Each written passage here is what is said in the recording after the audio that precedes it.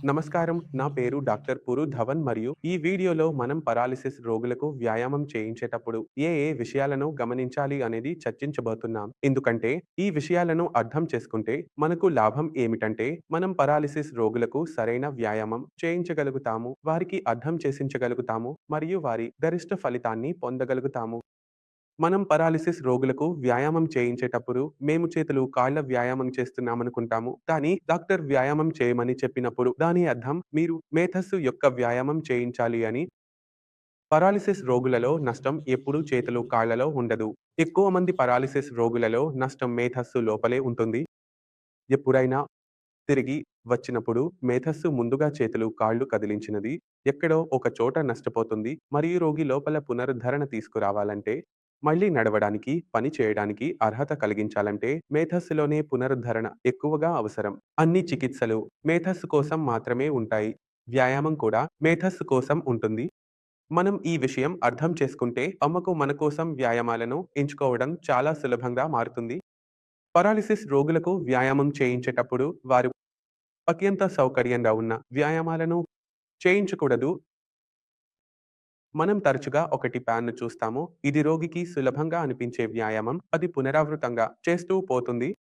ఎక్కడైనా వ్యాయామం చేయడంలో ఇబ్బంది అనిపిస్తే ఆ వ్యాయామాన్ని 5 నిమిషాలు తక్కువగా చేయాలి. ఇప్పుడే చేయడం కంటే ముందుగా దృష్టి పెట్టాలి. రోగి సౌకర్యంగా చేయగలిగే వ్యాయామాలను చేయించకూడదు. ఉదాహరణకు ఎవరైనా పారాలిసిస్ సమస్యతో బాధపడుతున్నట్లయితే వారు సైకిల్ బాగా నడుపుతారు.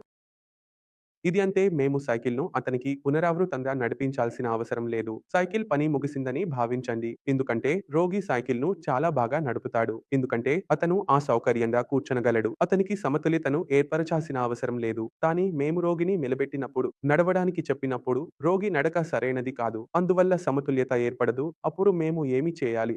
మేము అతనికి సైకిల్ నడిపించమని చెప్పవచ్చు. లేదా అతను సైకిల్ వదిలేయాలని చెప్పవచ్చు. ఇప్పుడు నడవడం ప్రాక్టీస్ చేయాలి. మీకు సమతుల్యతను సాధించడానికి ప్రాక్టీస్ చేయాలి. ఇది సాధ్యం కావడం లేదు. మేము చేయాల్సినది నడవడం. ఎందుకంటే ఇది మా సమతుల్యతకు సంబంధించిన వ్యాయామం అవుతుంది. కాబట్టి మేము సమతుల్యత వ్యాయామంపై దృష్టి పెడతాము. సమతుల్యత వ్యాయామం చేస్తాము మరియు మేము సైక్లింగ్‌కు ఇచ్చే సమయాన్ని వదులుతాము. ఎందుకంటే మేము దానిలో మంచి అవుతున్నాము. అది మాకు వెనక్కి రాదు. కాబట్టి మేము దీన్ని గమనిస్తాము. మేము ఏమి చేస్తామంటే, మేము చేస్తున్న ఏ వ్యాయామం అయినా అది చేతులు, కాళ్ళ కోసం కాదు. ఇది మనం తెలుసుకోవాలి. మనం చేసే వ్యాయామం మేధస్సుకు ఎందుకు హానికరమో మేధస్సులోనే జరిగింది. మేధస్సులోనే తిరిగి వచ్చింది. మేధస్సు దెబ్బతిన్నది. మేధస్సు ఆ పని మళ్ళీ చేయడం నేర్చుకోవాలి. నా వేళ్ళు మూసుకుపోతే అవి తెరవడం లేదు. కాబట్టి నేను పూర్తిగా సాధన చేస్తుంటే నా వేళ్లలో సౌకర్యం రాదు. నా చేతి కదలడం ప్రారంభమైంది, కానీ నా వేళ్లు కదలడం లేదు. కాబట్టి నాకు ఏమి చేయాలి? నేను మొదటగా నా సాధారణ వ్యాయామం చేస్తే నేను బాగా క్షేమంగా ఉన్న వాటిని వదిలేస్తాను మరియు నా సమస్త సమయాన్ని నా వేళ్లకు ఇవ్వడం ప్రారంభిస్తాను. నా వేళ్లు మూసుకుపోతే అవి కూడా తెరుచుకోవడం ప్రారంభించాలి.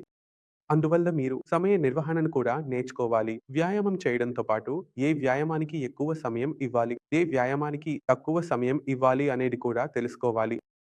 నేను అన్ని పారాలిసిస్ రోగులకు సూచిస్తున్నది ఏమిటంటే మీరు సౌకర్యంగా, సులభంగా చేయగల వ్యాయామం. అంటే మీరు చాలా సులభంగా చేయగల వ్యాయామం. దానికి కనీసం 2-4 లేదా 5 నిమిషాలు వ్యాయామం చేయడంలో మీకు అత్యంత కష్టంగా, అత్యంత నొప్పిగా, అత్యంత కఠినంగా అనిపిస్తే మీరు పడిపోతానని, ఇది జరుగుతుందని, అది జరుగుతుందని భావిస్తున్నప్పుడు మీకు ఫోబియా ఉన్నది. మీకు ముఖాముఖిగా ఎదుర్కొనండి. దాని ముందు అంత బలంగా నిలబడండి. ఆ వ్యాయామం చిన్నదిగా అనిపించాలి. అప్పుడు మీరు దానిలో నియంత్రణ పొందడం ప్రారంభిస్తారు. దానిలో మరింత సౌకర్యంగా మారుతారు. మీరు ఎంత కంఫర్టబుల్‌గా ఉంటారో అంత మంచి వ్యాయామం చేయగలుగుతారు. ఇదే మా ప్రేరణ. ఒక రోగికి సరైన విధంగా నడవడంలో కష్టాలు ఉంటే మేము అతనికి సైక్లింగ్ లేదా ఈత చేయించలేము. అతనికి మేము నడవడం మాత్రమే చేయించాలి. నా శరీరంలో ఈ మోషన్ సమస్య ఉంటే చేతి కఠినంగా ఉంటే ఇది ఎత్తుకోలేకపోతే నేను సోల్‌కి, జిత్తనికి వ్యాయామం చేస్తే నా చేతి కదలిక మెరుగుపడుతుందా?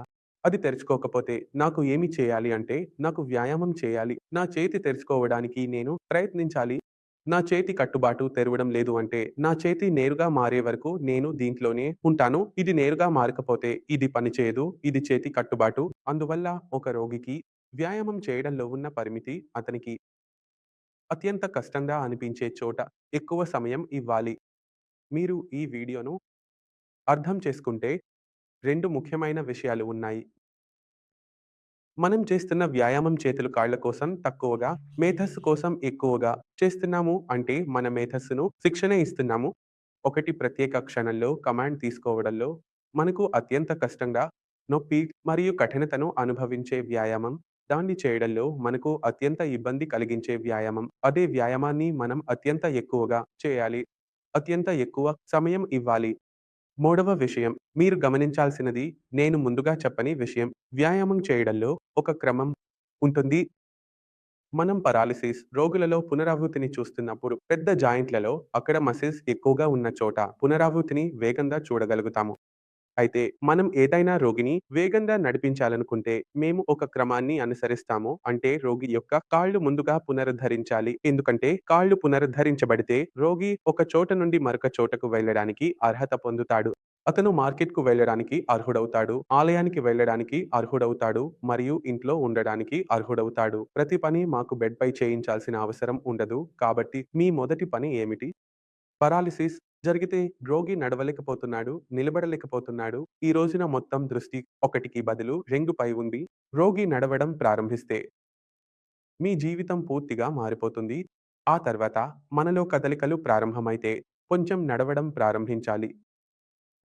తర్వాత మన దృష్టి మామిడి మీద ఉంటుంది. మేము మామిడిని కదిలించడానికి ప్రయత్నిస్తున్నాము. కానీ ఇందులో కూడా జాయింట్ గురించి గమనించాలి. మన రికవరీ మొదట షోల్డర్‌లో ప్రారంభమవుతుంది. తర్వాత ఎల్బోలో, తర్వాత కలో, ఆ తర్వాత వేళ్ళలో జరుగుతుంది. ఇది ఈ క్రమంలో జరుగుతుంది. ఎందుకంటే ఇక్కడ మన మసిల్స్ పెద్దగా ఉంటాయి మరియు కిందకు వస్తున్నప్పుడు చిన్నవిగా మారుతాయి. కాబట్టి పెద్ద కండరాలపై నియంత్రణ పొందడం, వాటిపై మళ్ళీ కదలిక తీసుకురావడం అంత సులభమైన పని కాదు. మరియు ఒక ప్రయోజనం ఏమిటంటే మన పెద్ద కండరాలలో ఫైన్ మోటార్ స్కిల్స్ ఉండవు. ఆమె చాలా పెద్ద పనులు చేస్తుంది. చిన్న పని అంటే ఇది. ఎంత పెద్దదో చూడండి. అంతే కొంచెం కూడా చేయడం లేదు. అంగుళాలు ఎంత ఫైన్‌గా ఉంటాయో మీ సేఫ్టీ పిన్ కూడా అంతే ఫైన్‌గా ఉంటుంది. ఫైన్ మోటార్ స్కిల్స్ సాధించడానికి చాలా సమయం పడుతుంది మరియు ఇందులో నియంత్రణ చాలా అవసరం. మేధస్సుకు కూడా నియంత్రణ అవసరం. మీరు వ్యాయామం ప్రారంభించినప్పుడు మీరు పెద్ద జాయింట్ నుండి చిన్న జాయింట్ వైపు వ్యాయామం చేయాలి అని గుర్తుంచుకోండి. రెండవది మీ కండరాల్లో నొప్పి లేదా కఠినతను అనుభవిస్తున్నట్లయితే నొప్పి గురించి చెప్పకండి. మందులు తాగకండి. ఎందుకంటే ఈ నొప్పి మీకు ప్రతి రోజు ఉంటుంది మరియు నొప్పి మందులు ఎక్కువగా తీసుకుంటే మరింత చెడు పరిస్థితి ఏర్పడుతుంది. మీరు గమనించాల్సింది ఏమిటంటే నొప్పి ఉంది, కఠినత ఉంది. కాబట్టి మొదటి విషయం మేము వేడి నూనెను అందిస్తాము. ఇక్కడ ట్రీట్మెంట్ సైన్స్ జీవనంలో ఆయిల్ ట్రీట్మెంట్ ఉపయోగించబడుతుంది. ఆయిల్ ఇవ్వబడుతుంది. కాబట్టి మీరు ఆయిల్ రబ్బింగ్ చేస్తే ఏమి జరుగుతుంది అంటే వేడి ఉత్పత్తి అవుతుంది మరియు ఆ వేడితో మీరు రిలాక్స్ అవుతారు మరియు పెయిన్ పోతుంది. మీరు ఈ విషయాలను మీ మనసులో ఉంచుకుని ఏ రోగికి వ్యాయామం చేయిస్తే మీరు అతనిలో మంచి పునరుద్ధరణను చూడగలుగుతారు. కాబట్టి ఈ అన్ని విషయాలను మీ మేధస్సులో ఉంచుకుంటే మీరు ఏదైనా పారాలిసిస్ రోగికి వ్యాయామం చేయించాలనుకుంటే అతనికి ఇతర రంగాలలో ఎక్కువ లాభాలు కనిపిస్తాయి. గమనించాలి ఇది మేధస్సు యొక్క చికిత్స, మేధస్సు యొక్క మందు, మేధస్సు యొక్క వ్యాయామం. చేతులు గాయాలు కాలేదు, మాంసం లేదు, పగిలింది లేదు, ఎముకలు విరగలేదు. సమస్య మొత్తం మేధస్సుకే సంబంధించినది. అందువల్ల మేము చేస్తున్న ప్రతిదీ మేధస్సు కోసం మాత్రమే జరుగుతోంది. మేధస్సును మళ్ళీ ప్రోగ్రామ్ చేస్తున్నాము. మళ్ళీ నేర్పిస్తున్నాము. మీరు మళ్ళీ పని చేయడానికి ఎలా తయారవ్వాలో. ఈ వీడియో ద్వారా మీరు పారాలిసిస్ రోగులకు వ్యాయామం చేయించేటప్పుడు ఏ విషయాలను గమనించవచ్చు అర్థం చేసుకుంటారని నేను ఆశిస్తున్నాను.